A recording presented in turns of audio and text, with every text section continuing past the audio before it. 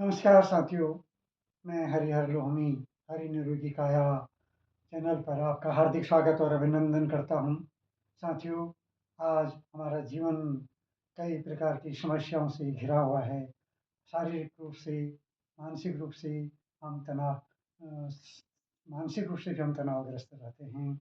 जैसे-जैसे विकास की ओर आगे बढ़ रहे हैं, परिवार और समाज से हम दूर होते जा रहे हैं, वैसे-वैसे हमारी समस्याएँ बढ़ती जा रही हैं। शरीर में अनेक प्रकार के रोग स्वतः ही पैदा होने लगते हैं, जैसे थायराइड है, ब्लड प्रेशर है, ब्लड शुगर है, किडनी पे परेशानी है, लीवर में परेशानी है, पैंक्रियाज में परेशानी है, पाचन तंत्र सही नहीं है, कब्ज़ होती है, गैस बनती है। कई तरह की समस्याएँ हमारे जीवन में निरंतर बढ़ती जा रही हैं।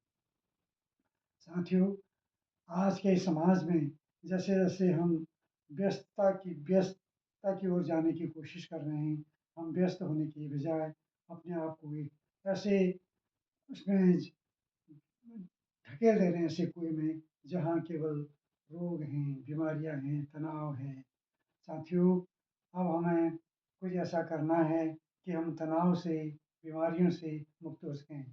आप सब जानते हो कि हमारे शरीर में जो भी बीमारियाँ हैं, मन मस्तिष्क में जो तनाव हम ले रखा है, वो सब हम उसके लिए ज़िम्मेदार हम सिर्फ़ हम हैं।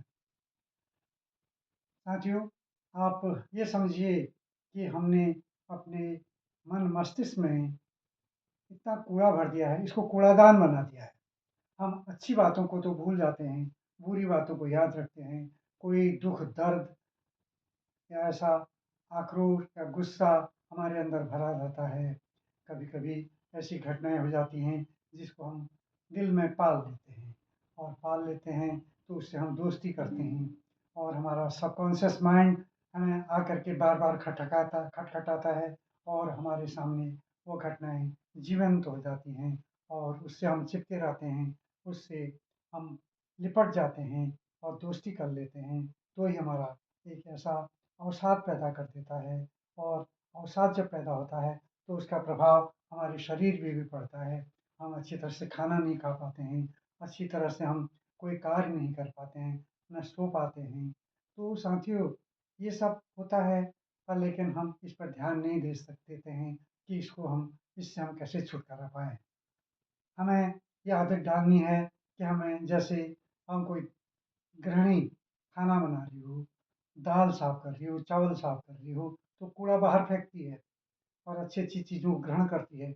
यही आदत हमें डालनी पड़ेगी कि हमने जो अ, बुरी घटनाएँ हैं, बुरी बातें हैं या दुःख दर्द हैं, उनको हमें जिनसे अब कोई लाभ नहीं है, ऐसी घटनाओं को हमें भूलना है। अच्छी बातों को जीवन में जो घटनाएँ हमारी अच्छी बनी थी, उनको हमें याद करना है। साथियों, आप रोज़ घर की सफाई कराते हो, कोनों-कोनों में जो धूल, कूड़ा पड़ा है उसको बाहर निकलवाते हो, आँगन की सफाई करते हो, जिससे हमारा मन शांत रहता है, स्वस्थ रहता है और हमें मन में आनंदित होता है। तो इसी तरह परंतु हम अपने कभी ये नहीं सोचते हैं कि हमारे मन में जो कूड़ा भरा हुआ है, उसको हमने वैसे ही जमा कर रखा है। उसमें सड़न पैदा हो गई है। वो एक ऐसा जी का जंजाल बन चुका है, जो हमारे अंदर-अंदर हमें खा रहा है। साथियों, हमें रोज़ अपने मन की सफाई भी करनी है। आप सुनते हो, कहते भी हो और कभी किसी के ऊपर कोई दुःख का पहाड़ टूट जाता है, कोई किसी का प्रिय इस दुनिया से बिछुड़ जाता है, तो उससे कहते हैं इसको रोने दो, इसका मन का गुबार निकालने दो। जब तक ये रोएगा नहीं, तब तक इसके मन के गुबार नहीं निकलेंगे। यही है कूड़े को बाहर फेंकना। जब कोई कोई गुस्सा करता है, हम उससे कहते हैं गुस्से को थूक दो। वो थूकना भी ऐसा है कि हम अपने अंदर की जो पीड़ा है, दर्द है, आक्रोश है, उसको बाहर फेंक रहे हैं। साथियों, इसलिए हमें कुछ ऐसा करना है कि हमारे अंदर जो कूड़ा जमा हुआ है, जो सड़न पैदा हो गई है, उसको बाहर फेंकना है। उसके उसके लिए कोई दवा नहीं है, उसकी दवा सिर्फ़ एक है, योग और ध्यान। हम कई तरह की बीमारियों से ग्रसित हो चुके हैं। डॉक्टरों के चक्कर में हम हज़ारों लाखों रुपए बर्बाद कर रहे हैं। और हमारे पास डॉक्टर के पास जाने के लिए समय है, पर अपने लिए समय नहीं है। हम अपने लिए समय नहीं निकाल पाते हैं। साथियों, आपको एक संकल्प लेना है। कोई भी कार्य तब तक पूरा नहीं होता है, जब तक हमें विश्वास न हो, धैर्य न हो और संकल्प शक्ति न हो। हमें एक संकल्प लेना है कि हम रोज़ाना 1 घंटा अपने लिए निकालेंगे। हम वो घंटा हमारा होगा। हम जो भी करेंगे वो अपने लिए करेंगे। हम अब दिनचर्या में इसको शामिल करना है। दिनचर्या को भूलते नहीं हैं, इसी तरह इसको भी भूलना नहीं है, इसको भी रोज़ करना है। साथियों, हर कोई व्यक्ति चाहता है मैं लंबी उम्र जिऊँ। लंबी उम्र जीने के लिए क्या करना है? लंबी उम्र के लिए एक रास्ता हमें अपना टारगेट फिक्स करना होता है। हम 100 साल जिएँगे, 120 साल जिएँगे, 120 साल का टारगेट मान लीजिए। हम उस दूरी तक पहुँचने के लिए हमें कोई रास्ता बनाना होगा। हम कभी भी उस दूरी को त तय अब इस बीमार शरीर से तय नहीं कर सकते। हमें पहले अपने शरीर को, अपने मन को स्वस्थ करना है। हम बीमार हैं, तो धीरे-धीरे हम ठीक हो सकते हैं। जो बीमार नहीं हैं, जो अस्वस्थ हैं, स्वस्थ हैं, वो भी इस तकनीक को अपनाएँ ताकि वो आजीवन स्वस्थ रहें, उनको बीमारियों से पाला ही ना पड़े। साथियों, अब मैं आपको बताता हूँ कि हम कैसे बाहर निकलें। तो इसके लिए हमें एक ऐसी अद्भुत तकनीक आपके पास है, जिसको आप जानते भी हो पर लेकिन करते नहीं हो। योग, ध्यान ही एक ऐसी है, आपने सुना होगा, सुनते भी हो कि ऋषि-मुनि लोग आश्रमों में योग करते थे और लंबी उम्र जीते थे। ऋषि वाल्मीकि के बारे में आपने सुना होगा, योग में बैठ योग में जब बैठते थे, ध्यान में बैठ बैठ गए थे, तो बॉबियों ने या ये चींटियों ने उसमें अपना घर बना लिया था और उनका शरीर मिट्टी का हो गया। तो कितने ध्यान में रहे होंगे, कितने सालों तक वो ध्यान में डूबे होंगे।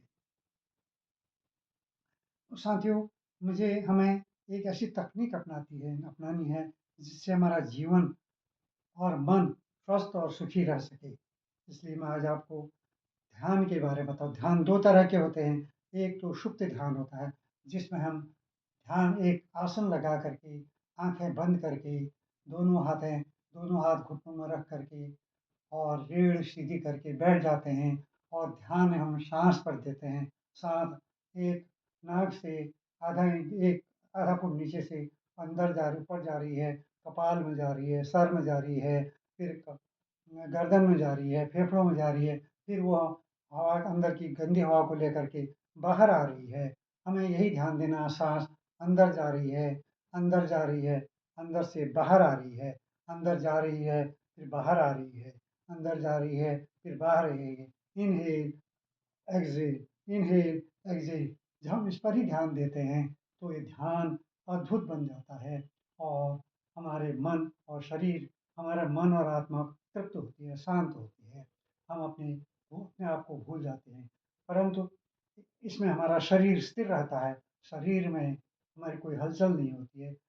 अब मैं आपको एक दूसरी तकनीक बताता हूँ, जिसमें हमारा शरीर में भी हलचल होती है, शरीर में भी हमारी एनर्जी पैदा होती है। हमारे शरीर में अद्भुत एक अनोखी ऊर्जा, एक ऐसी ऊर्जा उत्पन्न होती है कि हमें एक ऐसा ऊर्जा मिलती है, ऐसी कि हम चित्त भी हमारा शांत होता है। इसलिए हमें आँखें बंद करके इसको करना होता है। इसको कहते हैं डायनामिक मेडिटेशन। सक्रिय ध्यान, सक्रिय ध्यान में 8 मेरे इसके 5 चरण होते हैं। पहले चरण में हम इसको हम खड़े होके ही करना होता है। इसका समय है प्रातः काल सूर्योदय के समय, जब प्रकृति में लालिमा छा जाती है, प्रकृति में एक ऊर्जा जागृत होती है, उस समय इसको करना चाहिए। 8 बजे से पहले तो कर ही लेना चाहिए। साथियों, पहले चरण में आँखें बंद करते हैं, खड़े हो जाते हैं।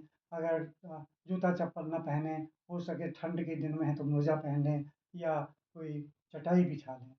और अगर फर्श में हम सीधे खड़े हो सकते हैं, ये सबसे बेटर है, सबसे अच्छा है। साथियों, आँखें बंद करके हम साँस को ज़ोर-ज़ोर से छोड़ते हैं, ज़ोर-ज़ोर से छोड़ते हैं। इससे हमारे शरीर में भी हरकत होती है, हमारे मन में भी हरकत होती है और दूसरे चरण में हम ज़ोर-ज़ोर से चिल्लाते हैं। हमारे अंदर जो गुबार भरा हुआ है, हमारे अंदर जो दुःख दर्द है, आक्रोश है, उसको हम बाहर फेंकते हैं, अपने मन को खाली करते हैं और जब मन खाली होता है, तो एक अद्भुत शांति का अनुभव होता है। तीसरे चरण में हम हूँ, हूँ की आवाज़ निकाल कर के फिर शरीर में भी उसकी हरकत होती है और चौथे चरण में हम मूर्तिवत खड़े हो जाते हैं। बिल्कुल शांत खड़े होता है, हिलना-डुलना नहीं होता है, केवल साँस पर ध्यान देते हैं। और 5वाँ चरण तो अद्भुत है, इसमें हम आनंद से नाचना होता है, एक अनुभूति हमें करनी होती है, उत्सव मनाना है। साथियों, अब हम करते हैं इसको शुरू, खड़े हो जाएँ और खड़े होकर के आँखें बंद करके इसको करना होता है। आपको आप पीछे से कुछ सुनाई दिशा निर्देश मिलेंगे, उसी अनुरूप इस चलना है। द्वारा तुम शरीर की ऊर्जा को जगाते हो। श्वास के आघात प्रत्याघात से तुम शरीर में पड़े हुए ऊर्जा की परतों को सक्रिय करते हो। श्वास के आंदोलन से तुम्हारे शरीर में जो जड़ता छा गई है और शक्ति के प्रवाह अवरुद्ध हो गए, उनको तुम तोड़ते हो, अवरोधों को, ताकि तुम्हारा पूरा शरीर ऊर्जा की एक ज्वलंत लपट बन जाए।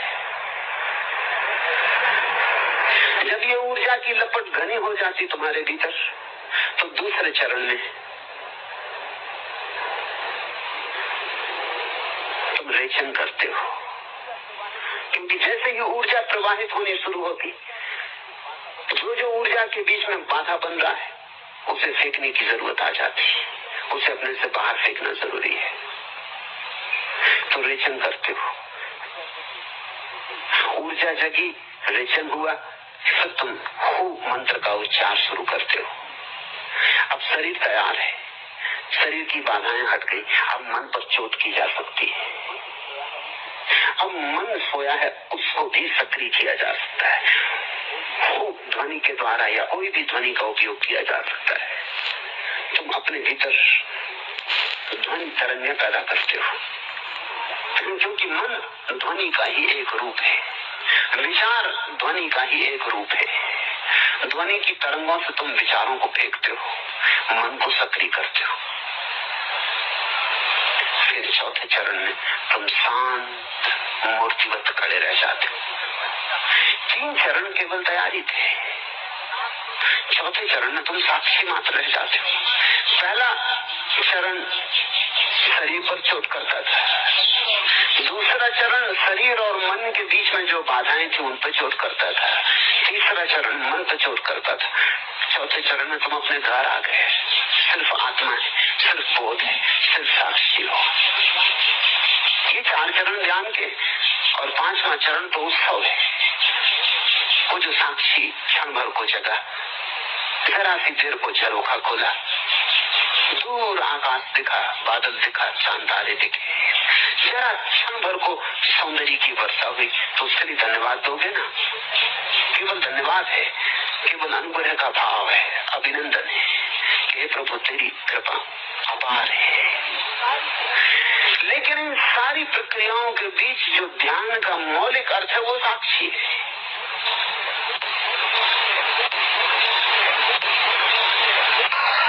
बहुत निकट है नया जीवन, लेकिन थोड़े से कदम भी उठाने के लिए जो कमजोर है, उनके लिए कुछ भी नहीं किया जा सकता। मैं इधर आपको बार बार बीच में याद दिलाऊंगा कि जोर से करें। जब मैं याद दिलाऊं तब पूरी ताकत फिर से इकट्ठी करके लगा दें। हमारा मन ऐसा है कि 2 क्षण में भूल जाते हैं, 2 क्षण सांस लेते हैं, तेज फिर धीमा हो जाता है। मैं फिर आपको कहूंगा, मैं आपको यहाँ से चोट करता ही रहूंगा, और जब भी मैं आपको कहूँ जोर से, तो आप फिर सारी ताकत लगा के जोर में आ जाए। अब हम प्रयोग करें, पूरे हृदय से संकल्प करें। मैं प्रभु को साक्षी रख के संकल्प करता हूँ कि ध्यान में अपनी पूरी शक्ति लगा दूंगा, पूरी। मैं प्रभु को साक्षी रख के संकल्प करता हूँ कि ध्यान में अपनी पूरी शक्ति लगा दूंगा, पूरी। प्रभु को साक्षी रख के संकल्प करता हूँ कि ध्यान में अपनी पूरी शक्ति लगा दूंगा, पूरी। आप अपने संकल्प को स्मरण रखना, प्रभु आपके संकल्प को स्मरण रखता ही है। हाथ छोड़ दें, पहला चरण शुरू करें। तीव्र सांस लेनी है, जैसे कि लोहार की धोपनी चलती है, ऐसा फेफड़ों को चलाना है।